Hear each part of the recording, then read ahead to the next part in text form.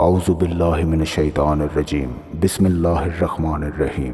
فکر چینل کے دیکھنے والے معزز ناظرین، السلام علیکم۔ قرآن مجید کی سورہ بنی اسرائیل میں اللہ تعالیٰ نے ارشاد فرمایا، پاک ہے وہ ذات جو اپنے بندے کو راتوں رات مسجد حرام سے مسجد اقصی لے گئی، جس کے گرد ہم نے برکتیں رکھی ہیں تاکہ اپنی نشانیوں کی سیر کروائیں، اور بے شک وہ سننے اور دیکھنے والا ہے۔ معزز ناظرین، آج ہم اس ویڈیو میں مسئلہ فلسطین اور مسجد اقصی کی تاریخ کے بارے میں بیان کریں گے۔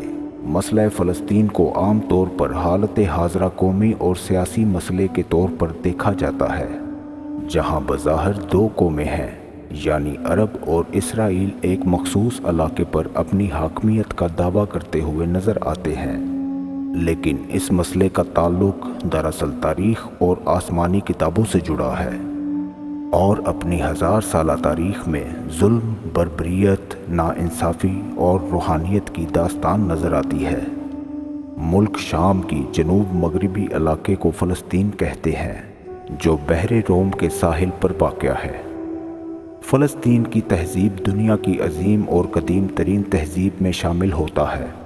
اس فلسطین میں مسلمانوں کے قبلہ اول مسجد اقصی کی تاریخ 5000 سال پرانی ہے۔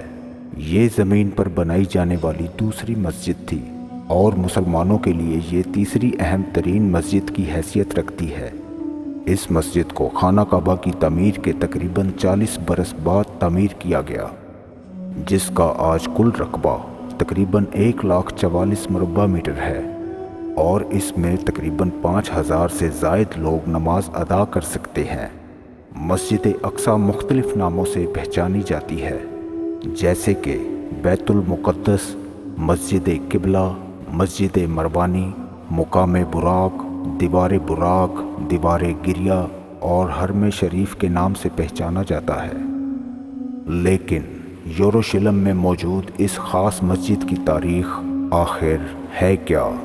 اس کو کس نے بنایا اور کن کن حالات سے گزرتی ہوئی آج کے دور تک پہنچی ہے؟ حضرت آدم نے مسجد اقصی کو سب سے پہلے خانہ کعبہ کی تعمیر کے 40 برس کے بعد بنایا تھا۔ حضرت آدم کے بعد یہ مسجد حضرت نوح کے دور تک ایسے ہی آباد اور موجود رہی، اور پھر طوفان نوح کے بعد باقی تمام دنیا کی طرح یہ مسجد بھی منہدم ہو گئی۔